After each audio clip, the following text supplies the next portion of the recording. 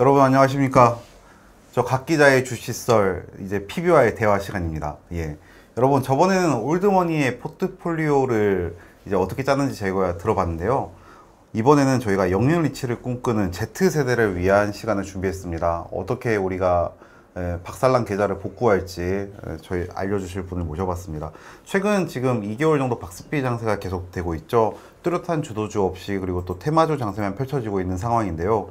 이런 때 우리가 지금 잘 묻어두면은 6개월 뒤에는 그래도 계좌 수익률이 괜찮을 만한 섹터를 한번 제가 꼬치꼬치 캠으로 보고 알아보겠습니다. 자, 여러분 이제 그걸 알려주실 PB님 한 분을 제가 모셨는데요. 간단히 제가 몇 가지 숫자만 언급해 보겠습니다. 일단 40%. 이분이 지금 자체적으로 운영하고 있는 이제 마이스터랩이라는 게 있는데 올 한 해 수익률이 지금까지 40%나 찍혔다고 합니다. 이게 통상 우리가 시장에서 얼마나 이 사람이 잘했나 못했나를 얘기할 때 S&P 500 지수 가지고 많이 하잖아요. 뭐 코스피 지수 가지고도 하긴 하는데 제가 오늘 기준으로 한번 S&P 500 지수가 연초 대비 오늘까지 얼마나 올랐나 봤더니 15.12%더라고요. 이게 자그마치 25%를 비트한 거예요. 여러분 이거는 보통 숫자가 아닙니다. 네. 여튼 대단하다라고 할 수 있고, 두 번째는 또 이제 하나 올리원. 네. 올해 들어 이제 주식 하나만 가지고 포트폴리오를 짜기로 하셨답니다. 제가 이제 어제 이거 가지고 이게 대체 무슨 의미냐고 물어봤는데, 뭐 제가 이제 보기에는 그만큼 잘하고 또 성과도 낼 수 있으니까 이거 하나만 했다라고 여러분이 이해하면 될 것 같고요. 자, 그 다음 또 이제 럭키 세븐, 올해로 PB 7년 차십니다. 젊으면 뭔가 믿기 어렵다, 아마추어다, 뭐 이렇게 할 수 있는데 아니에요. 실력은 완전 베테랑입니다. 개인과 법인 합해서 한 수천억 정도 자금을 이제 이번한테 맡겨가지고 지금 굴리고 계시고요. 뭐 일단 5년은 방배에서 이제 처음 PB 업무를 시작하셨고 마곡에서 이제 2년 하셨습니다. 뭐 4050 자산가 전문직, 그리고 뭐 고소득 대기업 직원들이 이제 주 고객이라고 하시고요. 마지막으로 이제 업계에서 진짜 베테랑으로 제가 좀 되게 믿고 이제 따르는 분이 있는데, 이제 한국투자증권에서 이제 방배센터장 지내셨던 김남규 실장님이라고 계세요. 이제 차세대 유망주다, 정말 잘하는 친구라고 강력하게 추천하셔가지고 제가 모셨습니다. 자, 여러분 어렵게 모셨습니다. 이재강 한국투자증권 마곡센터 PB님이십니다. 예, 네, 안녕하십니까? 안녕하십니까? 네. 제가 제 소개 직접 하나요? 네. 네, 안녕하십니까? 저는 한국투자증권 마곡 PB 센터에서 근무하고 있는 이재강 대리라고 합니다. 뭐 이렇게 또 좋은 자리가 있다고 해서 제가 또 추천을 받아서 들어온 만큼 또 좋은 정보들 드릴 수 있고 또 같이 좀 수익이 올라가는 그런 유익한 시간이 됐으면 좋겠습니다. 예, 여러분. 또 이제 뭐 룽룽님이 또 PB님 굉장히 잘생겼다고 예, 훈훈한 예, 여러분 그 잘생긴 외모를 끝까지 꼭 시청해 주시길 바라고요. 저 오늘 PB님 처음 모신 김에, 그러니까 PB님이 좀 어떻게 투자를 좀 처음 시작하게 됐고 예, 지금까지 해오고 계신지 뭐 간략하게 좀 말씀해 주면 좋을 것 같아요. 뭐 이게 저도 뭐 업력이 뭐 엄청 긴 사람은 아니지만 그래도 최근에 뭐 많은 좀 변동성이 큰 시장들이 많았었기 때문에 뭐 그런 시장들을 겪으면서 조금 이렇게 경험들을 쌓고 뭐 그런 능력들을 좀 쌓은 것 같습니다. 처음에 뭐 저희 회사, 제가 이 회사 한국투자증권에 입사할 때도 대학생 때 이제 뭐 주식 동아리들 이렇게 조금씩 저희가 했었고요. 그리고 입사할 때도 그런 주식 동아리들을 모아서 인턴십 과정들을 좀 진행을 했습니다. 그걸 통해서 입사를 했기 때문에 주식은 뭐 그래도 뭐 거의 10년 정도는 지금 해오고 있는 상황이고, 뭐 회사 들어와서 이제 정말 이제 자산가분들 만나면서 조금씩 더 그리고 선배들한테 배우면서 좀 더 뭐 진지하게 주식을 좀 더 임할 수 있었고, 뭐 그러다가 이제 올해부터는 이제 주식만 전문으로 이제 좀 해외 주식과 국내 주식 둘 다 병행하면서 주식만 오로지 이제 좀 주식으로 계좌를 운영하는 쪽으로 지금 직군을 좀 바꾼 상황입니다. 여러분 주식 하나만 보고 10년의 인생을 산 장인입니다. 마이스터랩을 운영하는. 예. 그리고 제가 아까 좀 여쭤봤는데 취미가 딱 2개 있으시다고 하시더라고요. 하여튼 술 마시는 거랑 주식 딱 2개밖에 없다고 하시더라고요. 보통 장인들을 만나면 나머지에 좀 무지하잖아요. 약간 대리님이 그런 분인 것 같아요, 진짜. 이게 너무 포장을 잘 해주셔가지고. 술 좋아하시나요? 술요? 예전에 좋아했는데 그러세요? 요즘 조금 시간 되면 더 저녁에 네. 예, 하면 더 좋죠. 예, 저희 PD들과 함께. 네. 예. 하여튼 또 약간 이런 질문들도 들어와요. 보니까 Z세대들이 보니까 이제 사회생활 같이 시작한 게 이제 뭐 2020년, 2019년 이럴 때 돈 조금 벌어가지고 그때 막 뭐 저도 기억나는데 저희 동기들이나 보면 뭐 네이버 사면은 막 몇 배 오르고 카카오 사면 막 오르고 막 이랬었잖아요. 그래가지고 이제 조금씩 돈을 넣은 거예요. 저희 회사 후배도 한 명 있는데 결혼 앞둔 친구인데 결혼 자금이 지금 사라져가고 있다고 하더라고요. 카카오가 네. 17만 원 대비 4분의 1 토막이 됐으니까 이런 거 좀 어떻게 해야 될지 아직까지도 물려가지고 그냥 계속 우하향 곡선을 타는 친구들 많은데 네. 예. 일단 저도 이게 카카오 네이버도 포함해서 이제 네. 많이들 질문들을 하시는데 일단 그 시기가 사실은 뭐 지금과 좀 다른 점은 가장 큰 차이점은 그거죠. 유동성이거든요. 근데 우리가 코로나 이후에 유동성이 확 풀리면서 뭐 이런 성장주들의 자금들이 확 몰리면서 그런 종목들을 강하게끔 끌어올렸고 그리고 사실 뭐 카카오 같은 경우에는 그 가지고 있던 자회사들을 좀 상장시키면서 기업 가치를 계속 좀 올렸던 상황이었거든요. 근데 지금은 사실 상장시킨 자회사도 사실은 이제 거의 없는 상황이고 유동성도 많이 축소되어 있는 상황이다 보니까 이게 주가가 사실 올라갈 모멘텀이 살짝은 이제 부족해진 상황이고 거기서 추가적으로 이제 카카오는 사실 네이버도 마찬가지죠. 실적이 사실은 매 분기마다 좋아지고 있었습니다. 실제로. 네. 근데 그 성장이 멈췄던 시기부터 주가가 좀 빠지기 시작을 했거든요. 그래서 지금 주가가 좀 지금까지 이렇게 조금 내려와 있는 상황인데 개인적인 뷰는 사실 카카오에 대한 뷰는 조금 저는 좋지는 않고요. 오히려 네이버를 조금 더 좋게 보고 있습니다. 네이버가 근데 뭐 최근에 하이퍼 클로바엑스도 내놓고 뭐 AI 서비스를 잇따라 내놓고 있긴 한데 그게 근데 생각보다 네. 좀 반응이 시원찮더라고요. 저는 신청했는데 아직도 그게 서버라고 연락이 안 와가지고 막 이렇게 대기하고 있거든요. 그런데도 괜찮은 건가요, 네이버? 그러니까 네이버를 제가 더 좋게 보는 이유는 사실 네. 첫 번째는 실적이고요. 네. 그러니까 계속해서 좀 우하향하던 실적이 이번 2분기 실적 발표에서 좀 돌아섰습니다. 그러니까 주요 네네. 포인트들을 보면 네. 이 매출과 이익이 둘 다 조금씩 돌아서 우상향하는 모습으로 바뀌어가고 있는데 네. 주요 포인트들이 이제 컨텐츠 쪽이나 그 다음에 이커머스 쪽 그 매출이 전년 동기 대비 한 40% 정도 지금 2분기 때 점프한 모습을 보여줬었거든요. 그래서 기본적으로 실적이 조금 돌아섰다가 첫 번째 포인트고 두 번째는 말씀하신 그런 AI 관련돼서 어쨌든 뭔가 성과를 내려고 하고 있는 상황이고 뭐 약간의 해외 주식 글로벌에서 보게 되면 사실 최근 들어서 뭐 엔비디아의 GPU를 가지고 우리가 뭐 그런 AI 데이터 센터들을 많이 짓고 있는 상황이다라고 얘기들을 올 초부터 많이들 들으셨는데 이러한 흐름들이 사실 올해 뭐 그리고 내년 상반기까지 계속 이어질 거라고 저는 보거든요.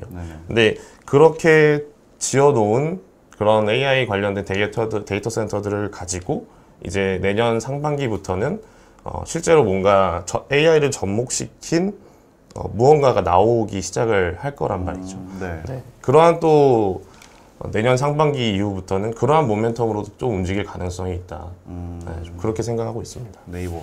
확실히 그 AI 측면만 놓고 봤을 때는 네이버가 그래도 카카오보다 훨씬 더 준비도 많이 돼 있고 그리고 또 쓸 수 있는 서비스를 내놓는 측면에서는 약간 기대가 되는 것도 있는 것 같긴 합니다. 예. 실제로 최근에 그래서 뭐 최근 실제로 이제 카카오를 매도를 하고 네이버를 둘 다 갖고 계신 분이 있었어요. 그러니까 카카오를 매도를 하고 네이버를 더 산 케이스도 있습니다. 실제로? 네, 실제로 제가 그렇게 매매를 했었던 사례도 있기 때문에 지금 제가 보는 뷰는 카카오 네이버냐 둘 중에 놓고 보면 저는 네이버가 조금 더 올라갈 가능성이 높지 않을까. 네. 알겠습니다. 처음부터 너무 이제 주식 얘기로 딥하게 들어간 것 같은데 저희 일반적인 질문들 한 몇 개만 좀 더 하고 넘어가 보겠습니다. 그래도 오늘 처음 오셨으니까 뭐 약간 평범한 보통 젊은 직장인들이 이제 투자한다고 할 때 좀 유념해야 될 뭔가 지켜야 될 원칙이나 이런 좀 꼭 생각해야 될 게 있을까요? 약간 그 고리타분한 얘기일 수 있는데 그래서 저도 그 이제 회사 생활을 하면서 겪어보니까 처음에 너무 이제 처음엔 돈을 모으는 게 전 중요하다고 생각을 하거든요. 그래서 뭐 많이들 들어보셨겠지만 사실 한 시드머니가 한 1억 정도를 모았을 때가 뭔가를 이런 주식이라든지 뭔가 부동산이라든지 그런 거를 투자할 수 있는 시점이 아닐까라고 저도 생각을 하거든요. 그래서 일단은 그렇게 모으는 게 저는 중요하지 않을까. 첫 번째는 그렇게 좀 뭐 흔히 뭐 덜 쓰고 뭐 이렇게 해서 모으는 게 중요하다고 일단 생각을 하고요. 그다음에 만약에 주식 투자를 하신다라고 하면 들어서 이렇게 전에 듣고 뭐 이런 식으로는 뭐 절대 사시면 안 된다고 저는 생각을 하고 본인이 생각했을 때 2, 3년 뒤에 좋아질 게 뭘까를 생각하시는 게 첫 번째일 것 같아요. 2, 3년 뒤에 좋아지는 내가 뭐 실생활에서도 뭐 느낄 수도 있고 뭐 예를 들어서 만약에 전기차 같은 경우에도 사실 우리가 늘어나고 있는 게 보였잖아요. 그렇죠. 테슬라들이 뭐 하나씩 돌아다니고 그러면서 이제 전기차들이 보급이 늘어날 걸 우리는 알고는 있었는데 뭐 언제 살지는 모르죠. 그렇죠. 이게 언제 올라갈지 모르죠, 주식들이. 근데 뭐 그런 걸 보면서 전기차는 앞으로 늘어날 수밖에 없다라는 아이디어를 가지고 이제 접근을 하는 거죠.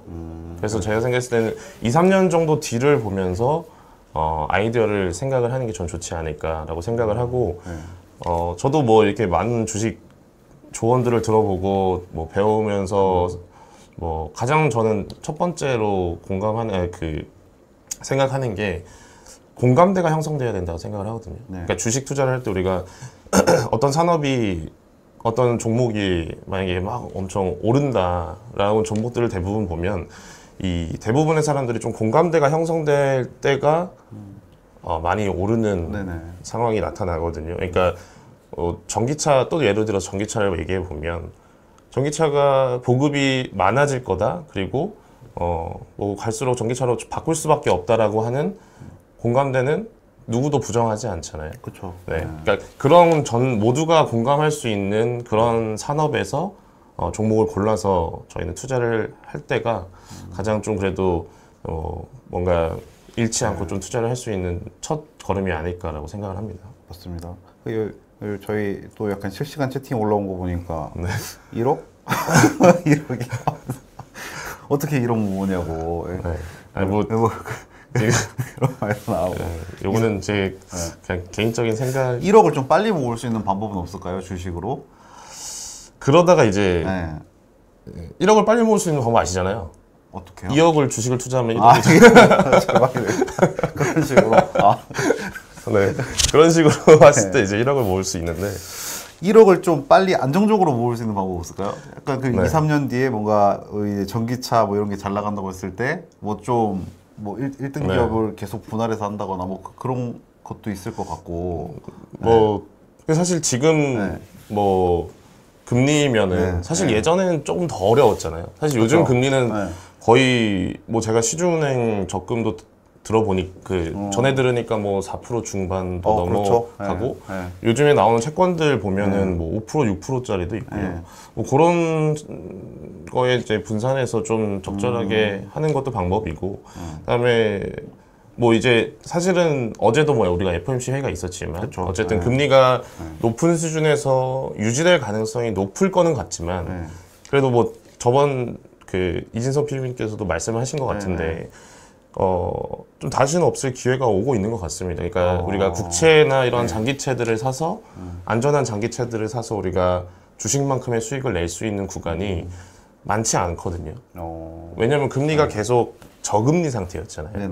근데 이제는 뭐 미국이 5% 넘어가는 이 고금리 상황이 뭐 과거에 2014년도에서 뭐 우리나라 금리가 한 3% 넘었었던 시절이 기준금리가 있었는데 그때 이후로 처음 있는 일이기 때문에 그때 이제 국채 투자하셨던 분들이 2017년 가면서 금리가 3%에서 0.5%까지 떨어지는 구간에서 좀 의미 있는 수익들을 내셨거든요. 아, 그때 이제 매매 차익을 거뒀다는 거죠? 그렇죠. 네, 아, 국채 가격이 네. 금리가 떨어지면서 가격이 오르니까 거기서 의미 있는 수익들이 나왔습니다. 그래서 뭐 그런 쪽도 저는 국제 투자 쪽도 보실 필요가 있을 것 같다. 네, 그렇게 좀 안전한 뭐 그런 투자처로 해서 조금은 자금들을 만들어 가시면 좋을 것 같습니다. 여러분, 제가 봐서는 굉장히 좋은 조언을 해주신 것 같아요. 지금 보니까. 그러니까 일반적인 뭐 1억 만들기에서 뭐 아껴 쓰기 절약 챌린지가 아니라 지금 시점에 현실적으로 우리가 1억을 가장 빨리 만들 수 있는 방법. 그러니까 1억까지 만들 때 여러분 깨지지 않아야 되잖아요. 내 원금이. 깨지지 않은 배당을 따박따박 받을 수 있으면서 국제를 투자하면서 이게 뭐 이제 뭐 한 10년물 정도 사면 될까요? 장기채? 뭐 장기채 지금 뭐 시중에서 네. 매매할 수 있는 거는 39년 만기짜리도 있고요. 아, 뭐 그렇게 그다음에 50년 만기짜리도 있습니다. 너무 긴 거 아닌가요? 그런 건? 뭐 그런 채권들이 이제 듀레이션이 네. 길다 보니까 그쵸. 이제 금리가 떨어질 때 가격 반등이 그쵸. 크게 네. 나타날 수는 있죠. 근데 지금 상황은 사실 마냥 장기채만 들고 가기는 어려운 상황이고 어쨌든 기준금리가 처음에 떨어질 때는 단기채들이 더 가격 반등이 더 먼저 나오기 때문에 네. 그러니까 금리가 떨어질 거라는 기대감이 시장에 생기면 형성이 되면 단기채들부터 먼저 이렇게 좀 빠지는 폭이 더 커질 거기 때문에 일부는 단기채랑 장기채를 같이 가져가시는 게 저는 좋을 것 같습니다. 네. 여러분, 이 피비님이 하시는 말씀이 채권 얘기하면 여러분이 좀 어려워하시긴 하던데 보니까 이제 뭐 장기채랑 단기채를 좀 들고 가면서 이제 그 채권에서 나오는 이자를 따박따박 받아 먹으면서 금리가 언젠가는 떨어질 거잖아요. 금리가 떨어지게 되면 그만큼 이제 채권 가격이 오르게 돼요. 근데 단기채 같은 경우는 뭐 1년, 2년짜리면은 이제 거기 채권 금리에다가 이제 곱하기 그 연수 맞죠? 그 정도 이제 그쵸. 수익률 기대하면 되는데 그 길어지면 길어질수록 그 수익률이 큰데 그만큼 이제 변동성이 커지니까. 네. 네, 그러니까 좀 약간 분산해서 채권도 그렇게 해놓으시면은 잃지 않으면서도 나중에 금리가 떨어질 때는 채권 가격이 그만큼 오른 수익도 먹을 수 있다. 그래서 그렇죠. 조금 더 안정적이고 더 빠르게 1억을 만들 수 있다는 말씀을 해주신 것 같습니다. 예. 여러분 그러면은 이제 1억을 빨리 모으고 싶으면 어떻게 해야 된다고요? 예. 장단기채를 단기채 장기채를 적절히 조합해가지고 은행 예적금에 넣고 뭐 이러는 게 아니라 그 채권들을 사 모셔야 됩니다. 그런 것들이 이제 ETF 같은 것도 있고 많은 방식이 있습니다. 예. 종가비 화이팅. 예. 구경호 선배 감사하고요. 예. 피비님들 어떻게 섭외하냐고요? 이거 진짜 피비님 섭외할 때 굉장히 힘듭니다. 이제 저희가 섭외할 때 1순위는 그거예요, 사실. 언급하면 안 되는 그런 분들이 있잖아요. 이제 금감원에서 검사를 받을 수 있고 그런 분들 이제 도덕성에 흠결이 없어야 되고 일단 그리고 또 탁월한 성과를 낼 수 있어야 되는 업계 평판이 좋고 또 저희 방송과 함께 성장할 수 있는 분 위주로 저희가 이제 뽑고 있습니다. 그래서 섭외할 때 약간 후보군을 많이 해놓고 추려가지고 나오신 게 오늘 이재관 PB님입니다. 예, 그렇고요. 자, 여러분 그 다음 질문은 이거 또 저희가 이제 저희 이재관 PB님과 같이 하면서 좀 하는 그런 거예요. 우리 가난한 Z세대가 어떻게 하면 영앤리치가 될 수 있을까 그래서 요즘 영앤리치는 어떻게 자산을 일고 있는지 약간 그것도 궁금하긴 하더라고요. 주변에 친구분이 좀 그런 분들이 계시다고. 뭐 영앤리치가 얼마가 기준인지 제가 모르겠지만 네. 그럼 뭐 파이어 한 30억 30억 자산가 네. 되지 않을까요? 네, 최근에 제가 이제 전해 들은 거는 네. 그 어때 여의도에 이제 이런 뭐 흔히 부티크라고 하잖아요. 그러니까 네. 뭐 트레이딩을 하는 사람들이 이렇게 모여져 있는 공간들 네, 그런 공간들이 좀 많이 생겼다고는 하더라고요. 근데 그 안에서 이제 정말 20대 초반인 이 친구들도 있고 뭐 30대 초반이 가장 좀 많은 것 같습니다. 그러니까 코로나 때 그런 주식으로 좀 돈을 굴려서 좀 모은 사람들이 그런 식으로 좀 모여서 트레이딩을 하는 것 같아요. 그리고 최근에 이제 일반인 분들도 많이들 지금 뭐 텔레그램 이용해서 맞아요. 주식 정보들을 많이 받으시는 걸로 알고 있거든요. 그러니까 뭐 전에 듣는 거는 제가 듣기로는 그런 텔레그램에 돌아다니는 그런 내용들도 이제 리서치해서 작성한 게 아니라 이제 그런 사람들이 직접 돌아다니면서 탐방하고 작성해서 글을 올리고 그게 이제 공유가 되면서 주가들이 이렇게 올라가는 사례들이 있거든요. 그래서 그러한 좀 변화들이 있는 것 같습니다. 그리고 그렇게 해서 뭐 영앤리치들도 또 더 많은 수익들을 쌓아가는 네, 상황인 것 같아요. 그러니까 코로나 시기에 그 유동성이 많이 들어오면서 그 뭐 증시만 오른 게 아니라 사실 그때는 거의 모든 자산군이 많이 올랐잖아요. 그쵸, 네. 암호화폐부터 시작해가지고 뭐 하다못해 조각 투자 상품들까지 막 오를 정도였으니까. 네.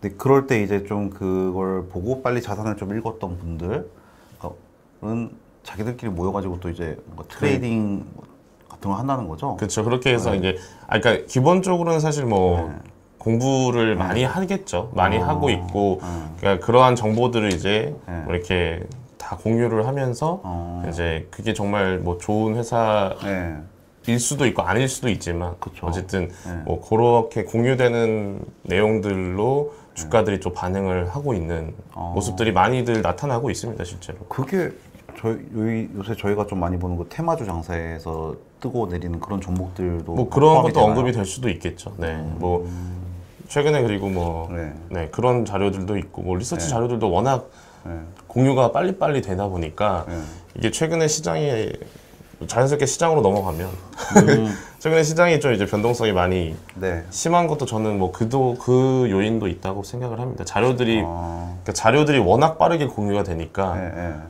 주가가 그만큼 좀 변동폭이 좀 갈수록 커지는 것 같아요. 자금들이 빨리 움직이니까요. 그렇더라고요 보니까 언제 한번 2차 전지 주가 쫙 빠지고 나니까 하루에 그 테마주들이 한 두세 번 이렇게 순환하는 날이 또 맞아요. 있더라고요. 이제 제가 속보당번이라고 이제 하루 온종일 증시를 보는 날이 있거든요. 근데 보니까 보통 아침 9시에서 9시 반 사이에 오늘 2차 전지 잘 나가네? 그러면 뭐 이제 걔네들이 이제 오후까지 쭉 해서 가요.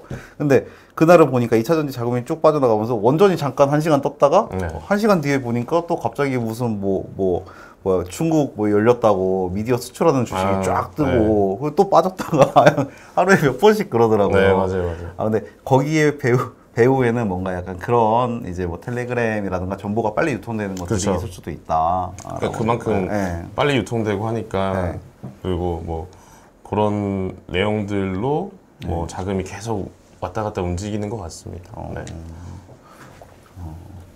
알겠습니다, 여러분.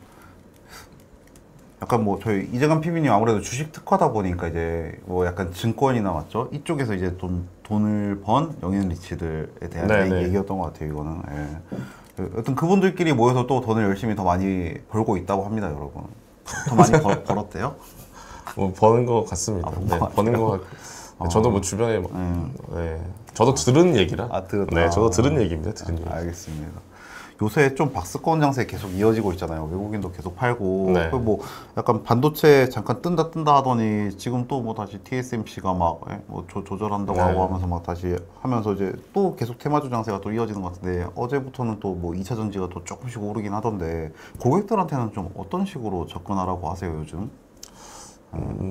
사실 요즘 제가 뭐 오늘 이제 저희가 흔히들 이제 보는 게 신용잔고나 뭐 그다음에 그런 것들 많이 보는데 최근에 이제 신용잔고 최근 시장은 제가 봤을 때는 유동성이 조금 꺾여서 시장이 좀 꺾이는 느낌이 있습니다. 그러니까 최근에 신용잔고도 조금씩 줄어들고 있고요. 그다음에 뭐 어제도 기사가 나왔지만 고객 예탁금 자체가 지금 이번 달 들어서 한 4조 정도가 줄어들었거든요. 맞아요. 50조 밑으로 떨어졌다고. 그래서 그러한 좀 자금 유출들이 그리고 신용잔고도 좀 떨어지는 모습들이 아마 증시에 좀 영향을 주고 있다라고 저는 보고 있고 그다음에 사실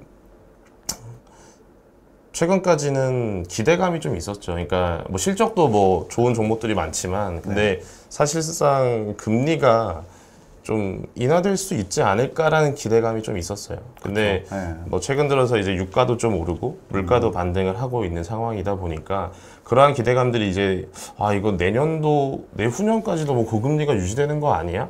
이런 생각들이 이제 시장에 번지다 보니까 아무래도 시장에 좀 조정을 거쳐가는 과정이 아닌가라고 생각을 하고 뭐 사실 제가 최근 한 2주 정도 조정이 아마 이어지고 있는 것 같은데 한 1주에서 2주 정도 사실은 뭐 주식을 뭐 사고 팔고 하는 거는 뭐 없었습니다.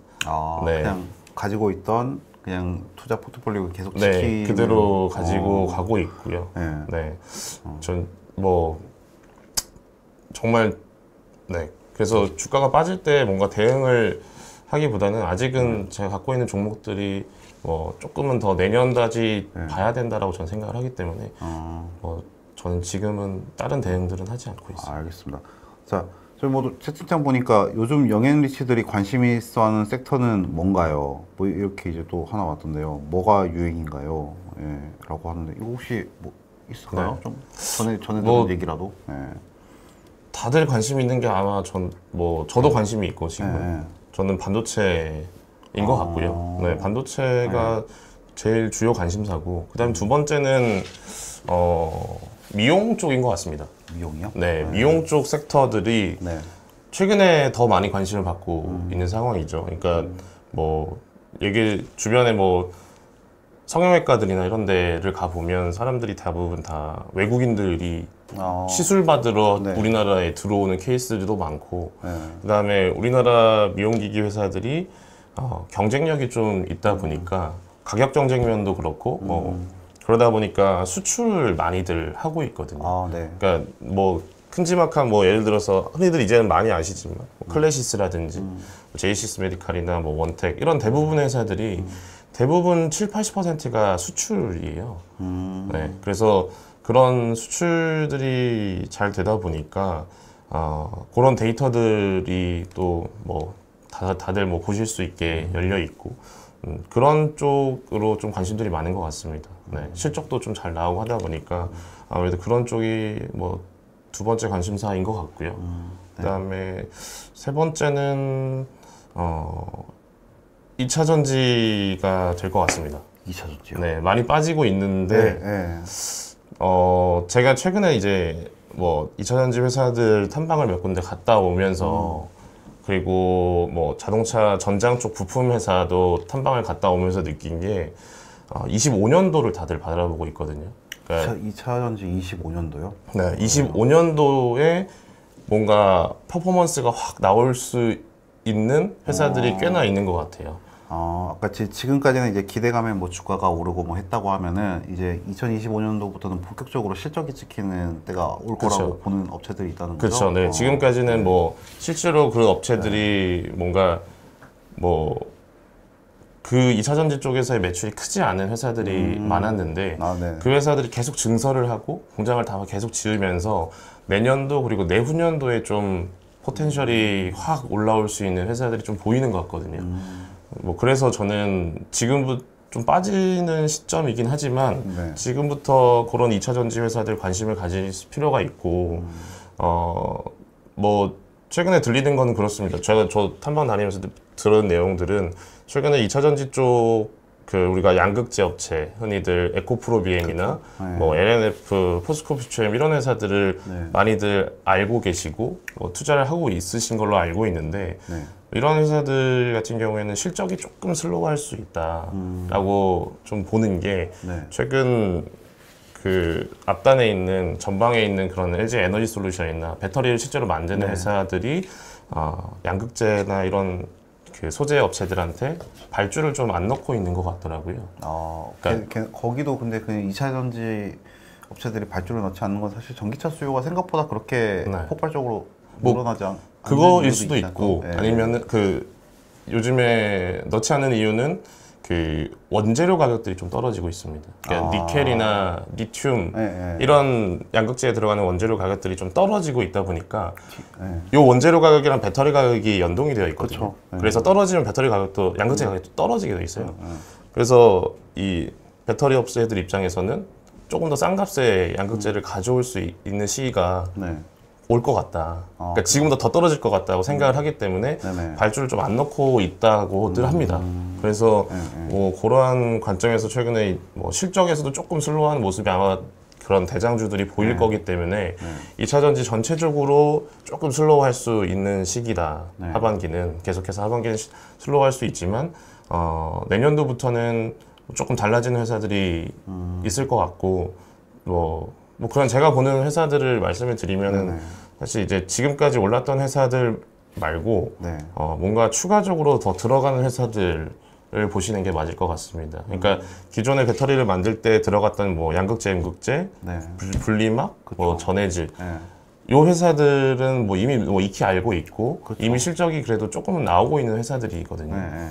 근데 이 회사들 말고 여기에 이제 추가적으로 뭔가 첨가되는 새롭게 들어가는 뭐가 그런 회사들이 있죠? 뭐 네. 예를 들어서 저희가 뭐 이 양극재 쪽에 카본 블랙이라고 하는 요소를 좀 대체할 수 있는 게 CNT라고 하는 네. 물질이고 뭐 그걸 만드는 회사가 이제 뭐 제이오라는 회사도 있고 뭐 그다음에 뭐 음극재 쪽에서도 뭐 실리콘 음극재 쪽을 보게 되면 그게 첨가됐을 때 이제 우리가 네. 그 충전 속도를 확 줄일 수 있기 때문에 뭐 그런 거를 만드는 또 회사들이 요즘에 뭐 SKC나 한솔케미칼 있고 뭐 대주전자재료 대표적으로는 뭐 그런 회사들이 있겠죠. 그러니까 그런 회사들에서 뭔가 네. 의미 있는 그 매출이나 이익이 찍히는 모습이 네. 아마 25년도 정도가 될 것 같다라고 생각을 하고 있기 때문에 네네. 뭐 말씀드린 대로 2, 3년 정도의 앞을 보고서 투자를 하신다라고 하면 뭐 제가 봤을 때는 그런 회사들이 되지 않을까라는 생각을 하고 있습니다. 그런 종목들을 지금 고객들한테 권하고 실제 포트폴리오에도 일정 부분 담아놓고 있고 그렇죠, 네. 뭐 이 종목들은 뭐 팔거나 그런 게 아니라 빠질 때마다 모아가는 종목들. 그렇죠, 네. 조금은 모아가는 게 좋을 것 같고 뭐 사실 제가 맨 처음에 얘기했을 때 이제 네. 누구 말을 듣고서 사면 안 된다. 그쵸. 말씀을 네. 드리긴 했는데 뭐 그런 회사들을 한번 공부를 해보시면 좋을 것 같아요. 그래서 뭐 그런 회사들이 왜 될 수밖에 없는지에 대해서 이제 뭐 이렇게 공부를 하시면서 네. 확신을 좀 생긴다라고 하면 주가가 빠지더라도 좀 버틸 수 있지 않을까 네, 생각을 하고 저는 근데 얘기를 들으면서 좀 궁금한 게 있긴 해요. 그러니까 뭐 우리나라 2차 전지 기술이 굉장히 세계적이고 잘하고 있다고 하긴 하지만 맞죠? 그 아까 뭐 언급하신 그 기업들이 과연 뭐죠 이제 대체하는 양극재에서 그쪽에서는 어느 정도 뭔가 세계적인 지위를 가지고 있는지 그냥 뭐 만약에 예를 들어서 그냥 방금 말씀하신 양극재 쪽에 뭐 CNT를 만드는 제이오를 예로 들어서 얘기를 하면 뭐 제가 서치하고 회사 가서 탐방한 내용으로는 우리나라에서는 2개 정도 회사가 만들 수가 있다라고 하고요. LG화학과 제이오 두 회사가 그 CNT를 만드는 기술을 갖고 있고 중국 회사가 한 3개 정도 회사가 있는 것 같습니다. 중국 회사는 뭐 저도 이름을 언급하기 어렵지만 뭐 3개 정도 회사랑 러시아의 옥시알이라는 회사가 있습니다. 그래서 그렇게 글로벌에서 한 6개 정도 회사가 만들 수 있는 기술력이 있는 걸로 알고 있고요. 그 우리나라 회사들이 중국 회사보다는 더 가격 경쟁력이 있다라고 얘기를 하더라고요. 예, 왜냐하면 이게 뭐 기술적인 부분이라 저도 뭐 다 자세히는 알 수는 없지만 이게 CNT라는 그 물질을 만들 때 들어가는 원료를 철 소재를 쓰느냐 비철 소재를 쓰느냐에 따라서 조금 가격 경쟁력이 달라진다고 하는데 너무 깊이 들어가면 안 될 것 같으니 네. 어쨌든 결론적으로는 중국 회사들보다 가격 경쟁력이 있어서 우리나라 회사들이 좀 더 수주를 따올 가능성이 높다. 또 그리고 그렇기 때문에 일단은 진입 장벽은 어느 정도 있는 산업에서 경쟁력이 있는 회사다라고 저는 판단을 하고 있습니다. 네, 여러분 맞습니다. 좀 약간 세부적인 정보과 이제 기술 분야로 내려가다 보니까 조금 이제 어려워진 측면이 있긴 한데 여러분도 한번 개별적으로 아까 언급하신 맞죠? 제이오 그리고 뭐 대주전자재료 업종들을 한번 세계에서 어느 정도 지위를 가지고 그리고 실제로 이제 실적이 나올 수 있는지 한번 또 봐보시면 좋을 것 같아요. 그것도 궁금한 것 같아요. 아까 반도체도 아까 처음에 일단 제일 처음에 우선순위로 말씀해 주셨잖아요. 근데 반도체도 이게 보니까 이제 결국은 AI 맞죠? 서버에 들어갈 수 있는 그런 반도체들 위주로 이제 많이 오르는 것 같은데 그쪽에서는 좀 어느 걸 좀 보시는지 그것도 약간 그것도 궁금하긴 해요. 삼성전자가 좀 요즘 많이 어려운 상황이라고 하잖아요. 그러니까 HBM 쪽에서도 뭐 과거에 팀을 해체해버리면서 이제 SK 하이닉스의 지금 현재 구도로서는 좀 약간 밀리게 되고 있고 뭐 그런 것들도 좀 얘기를 해주시면. 일단은 반도체 섹터 자체가 이게 사이클이 있는 산업이다 보니까 메모리 반도체는 비메모리는 뭐 사이클이 크지 않습니다. 근데 메모리 반도체 같은 경우는 사이클이 있는 주식이다 보니까 이게 안 좋다 할 때가 사실 주식을 사야 되는 시점이긴 하거든요. 그래서 이제 뭐 작년부터도 많이들 얘기를 했던 게 네. 어디까지 안 좋아지면 사야 되냐. 네. 예, 그 고민을 많이들 하셨거든요. 근데 그게 이제 올해 2분기 실적 발표에서 저는 확인을 했다라고 생각을 합니다. SK 하이닉스의 2분기 실적 발표에서 어느 정도 바닥은 확인하지 않았나라는 생각을 기본적으로 갖고 있고요. 왜냐면 하이닉스 실적 발표를 보시면 올해 1분기 때 하이닉스가 매출액이 한 5조 정도 나왔거든요. 근데 2분기 때 한 7조 정도 나왔어요.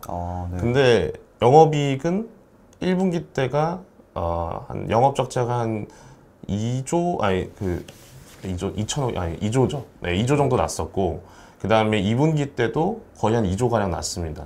매출액은 늘었는데 네. 영업이익이 적자가 그대로라는 거는 네네.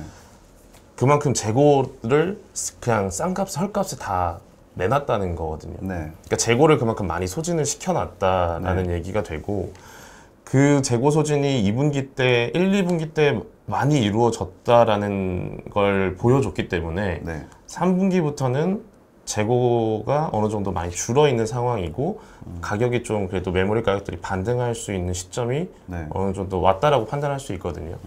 네, 일단 기본적인 반도체 섹터의 아이디어는 사실 그게 첫 번째고 네. 여기에 이제 가격 경쟁력이 굉장히 좋은 HBM이라고 하는 네. 고성능 D램이 생산을 하게 되면서 이제 이 단가도 높아지고 수량도 많아지는 상황이 나타났고 그걸 통해서 지금 하반기 그리고 내년 상반기에 좀 달라지는 실적들을 보여줄 수 있을 거다라고 시장에서 기대를 하고 있는 거죠. 그렇죠. 근데 하이닉스랑 그럼 삼성전자를 놓고 볼 때 지금 단연 이제 그러니까 메모리 반도체 업체들의 실적을 앞으로 당분간 견인할 것 같이 보이는 건 HBM 메모리를 얼마나 파느냐일 것 같은데 그건 지금 하이닉스가 잘하고 있잖아요. 네네. 그럼 하이닉스가 일단 조금 더 그래도 먼저 갈 가능성이 높다고 보시는 건가요? 삼성전자보다는 그러면? 이미 근데 네. 먼저 올라섰잖아요. 네, 하이닉스가. 그 다음에 최근에 삼성전자가 좀 네. 올라왔고 네. 네. 아마 뭐 다시 한번 그런 흐름들이 나타날 가능성도 저는 있을 것 같습니다. 그러니까 뭐 하이닉스가 뭐 지금 현재 한 11만 오늘이 3,000원인가요? 뭐 5,000원인가? 그 박스권에서 지금 최근에 머무르고 있는데 네. 뭐 3분기 실적 발표에서 네. 아마 10월 초로 제가 알고 있는데 다시 한번 좀 주가 반등의 가능성을 뭐 보여주지 않을까라는 생각은 합니다. 왜냐면 2분기 실적 발표에서 네. 어쨌든 확인했던 건 재고 소진이 많이 됐다. 그 다음에 이 HBM이라고 하는 고대역 폭의 D램과 그다음에 DDR5 제품들이 매출을 견인하고 있는 상황이라는 걸 보여줬거든요. 그리고 그 수요 역시도 내년 말까지는 수요 문제는 없을 거다라는 어느 정도의 그런 내용들을 보여줬기 때문에 네. 이번 3분기 실적 발표에서는 조금 개선된 적자 수준과 그 다음에 좀 더 디테일한 HBM 쪽 우리의 방향성들이 더 나올 거란 말이죠. 뭐 그러한 얘기들이 나오면서 주가가 조금 더 올라갈 가능성을 보지 않을까. 네, 저는 그렇게 생각을 하고 하반기 때 뭐 삼성전자 하이닉스도 사실 뭐 높은 가격에 사신 분들도 꽤 있으실 것 같은데 저는 개인적으로 내년 상반기 까지는 계속 보유하시면서 좀 들고 가시는 거를 추천을 드리고요. 네. 달라지는 실적이 보이면 아마 좀 이렇게 주식들이 올라올 가능성이 매우 높을 거라고 저는 생각을 합니다. 하이닉스 갈 때 삼성전자도 그럼 같이 가는 거죠? 같이 갈 수도 있겠죠. 근데 그러니까 HBM을 만들 수 있는 기술을 갖춘 것 같은데 그렇죠. 근데 이제 이거를 뭐 어느 정도 양산을 하는지 어느 정도 생산을 할 수 있는지 그리고 또 얼마나 뭐 공장을 많이 지어가지고 더 지어서 뭐 할 건지는 아직까지는 조금 의문점이 있는 것 같아요. 그래서 뭐 일단은 저는 하이닉스를 더 선호를 하는 편이고요. 만약에 정말 HBM을 많이 만들 수 있다라고 했을 경우에는 삼성전자가 훨씬 더 큰 폭의 실적 개선이 있겠죠. 네. 근데 아직까지는 그거는 뭐 저도 미지수인 것 같습니다. 맞습니다. 뭐 반도체 쪽에서 이제 또 이게 참 시간이 벌써 또 40분을 가고 있는데 듣다 보니까 이제 또 계속 깊어지는데 얘기가 반도체 쪽에서도 좀 개별 이제 그 장비주나 아니면 부품 주 쪽으로도 관심이 많이 가는 것 같아요. 보니까 뭐 최근에 보니까 이제 HBM 관련해서 이제 뭐 수혜라고 하는 뭐 한미 반도체라든가 뭐 이오테크닉스 막 이렇게 막 다양하게 있잖아요. 그 중에서는 또 어떤 쪽을 좀 주목해서 보시는지. 반도체 보니까 뭐 전공정, 후공정 뭐 굉장히 다양하던데. 네네 맞아요. 근데 뭐 사실 이게 저는 전공정 에서도 갖고 있고 후공정 쪽 장비 회사도 갖고 있고 뭐 이런 식으로 갖고 있는데 그러니까 최근 뭐 좀 좋아질 거다 많이 올라올 수 있을 거다라고 보는 쪽은 사실 전공정 쪽에서는 뭐 최근에도 올라왔지만 뭐 유진테크나 주성엔지니어링 같은 뭐 증착 장비 만드는 회사들이 이 반도체가 재고가 바닥이라는 걸 확인을 했기 때문에 뭐 올해까지는 뭐 그래 계속한 감산이 있겠지만 내년부터는 새로운 투자들이 집행이 될 확률이 높을 거라고 저는 보거든요. 그럴 때 이제 뭐 필수적으로 쓸 수밖에 없는 장비 회사들이다 보니까 그 회사들이 그런 전공정 쪽에서는 그런 회사들에 관심을 가지시는 게 맞을 것 같고요. 후공정 쪽에서는 뭐 사실 주가가 너무 많이 이미 뭐 올랐긴 했지만 뭐 SK 하이닉스 향으로는 뭐 제가 생각했을 때는 STI라는 종목 뭐 거기 이제 우리가 하이닉스가 HBM을 만들 때 MRMUF라는 방식으로 만들기 때문에 거기에 이제 들어갈 수 있는 뭐 리플로우라는 장비가 있는데 거기에 이제 들어가는 그 장비를 만드는 회사가 이제 STI로 알려져 있습니다. 뭐 그런 회사들은 이제 만약 정말로 하이닉스가 증설을 해서 장비를 드린다라고 했을 때 뭐 의미 있는 수주 공시들이 나올 수도 있고요. 뭐 그거는 저도 뭐 제가 확인할 수 있는 방법은 아니니까 그런 공정상의 뭐 그런 회사들을 뭐 의미 있게 좀 갖고 있고요.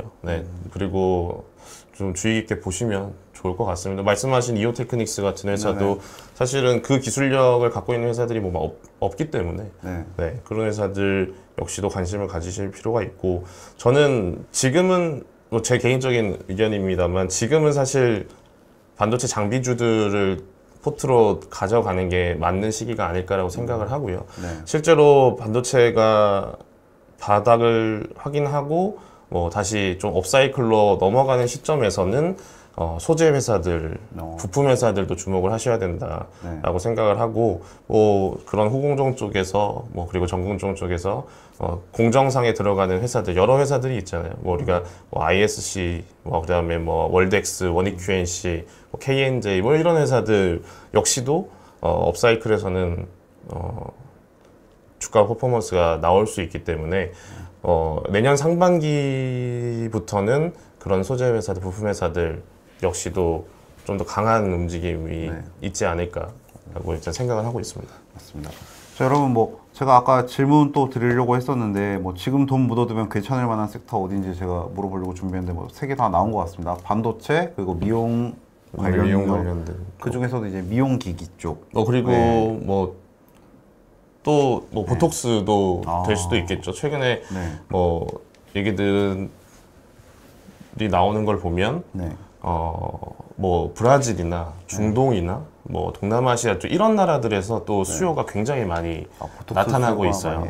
그래서 뭐 그런 수출 데이터들도 뭐 다 확인하실 수 있고 하기 때문에 뭐 그런 쪽도 저는 좋게는 생각하고 있습니다. 알겠습니다. 하여튼 뭐 이제 크게 반도체 그리고 미용기기 그 2차 전지 쪽에서 뭔가 기회를 좀 보면 되겠고 이제 대신 우리가 기존에 잘 알고 있던 종목들도 종목들이지만 향후 이쪽 업종에서 이제 추가적으로 실적이 기대되는 뭔가 세부적인 영역들에 대해서 조금 더 주목하시면 좋을 것 같습니다. 그렇게 하고 피비님, 그리고 또 보니까 어제 이제 뭐 FOMC 회의도 있고 했었는데 네. 금리가 이제 사실상 뭐 연내 그리고 내년까지도 좀 고금리가 더 장기화되고 뭐 또 연내 뭐 추가로 한 번 더 인상할 수 있다고 하는 얘기도 나오면서 뭐 어제 보니까 미국 증시 같은 경우는 약간 소폭 빠졌더라고요. 네, 네. 그럼 그런 걸 볼 때 약간 우리나라 증시도 약간 조금 더 지금 뭔가 유동성이 우리가 그래도 금리가 내리면서 빨리 좀 다시 회복이 할 줄 알았는데 그게 아니란 거잖아요. 그러니까 네. 좀 약간 조정이나 그리고 이런 것들이 좀 더 갈 수도 있겠다는 생각이 들긴 하는데 피비님은 좀 어떻게 보세요? 그런 거에 대해서는? 뭐 조금 네. 더 이어질 가능성이 저도 있을 것 같고요. 그다음에 뭐 이게 일단 유가가 조금 떨어지는 모습들이 네. 보여야 시장에서 어느 정도 좀 뭐 안심을 할 것 같고, 첫 번째는. 그 다음에 두 번째는 예전 저희가 작년도 시장 안 좋을 때 보면 이제 뭐 경기가 너무 좋다 이런 뉴스들이 나오면 네. 오히려 시장이 빠지고, 경기가 안 좋고 실업률이 올라간다 뭐 이런 뭐 비농업 고용 지수가 뭐 예상보다 하회한다 이러면은 시장이 좋게 반응을 했었거든요. 네, 그러니까 그런 안 좋은 뉴스들이 오히려 시장에 좋게 반응을 하는 시기가 지금도 오는 것 같고요. 그러니까 좋은 뉴스들이 네, 안 좋게 시장에 반영되는 네, 그런 시장인 것 같아서 지금은 사실 기업의 어떤 실적이라든지 펀더멘탈이 아닌 매크로가 시장을 움직이는 장세기 때문에 사실 여기서는 조금 뭔가 매매를 하시기는 굉장히 좀 어렵다고 봅니다. 그래서 뭐 매크로가 시장을 움직이는 지금 상황에서는 너무 매매를 하시게 되면 고점에 사서 저점에 팔고 고점에 사서 저점에 파는 사태들이 일어날 수 있어요. 그렇죠. 네. 네. 뭐 하룻밤 자고 일어났는데 매크로 환경이 뭐 갑자기 뭐 그냥 뭐 어떤 뉴스로 인해서 확 바뀌면서 시장이 급등을 할 수도 있고 급락을 할 수도 있거든요. 네. 그러한 시점을 다 우리가 맞출 수 없기 때문에 네. 제 생각에는 지금은 너무 잦은 매매나 그런 대응들을 너무 빨리빨리 하시기보다는 네. 가지고 계신 종목들에 대해서 조금 더 연구해서 네, 그러한 시점이 돼야 되지 않을까 싶습니다. 맞습니다.